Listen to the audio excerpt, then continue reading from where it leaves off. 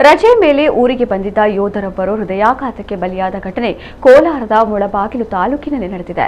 ಮುನಿನಾರಾಯಣ ಹೃದಯಾಘಾತದಿಂದ ಸಾವನ್ನಪ್ಪಿದ ಯೋಧ. ಬರ್ಮಾ ಗಡಿಯಲ್ಲಿ ಕರ್ತವ್ಯ ನಿರ್ವಹಿಸುತ್ತಿದ್ದ ಮುನಿನಾರಾಯಣ ಅವರು ಕಳೆದ 2 ತಿಂಗಳ ಹಿಂದೆ ರಜೆ ಮೇಲೆ ಊರಿಗೆ ಬಂದಿದ್ದರು.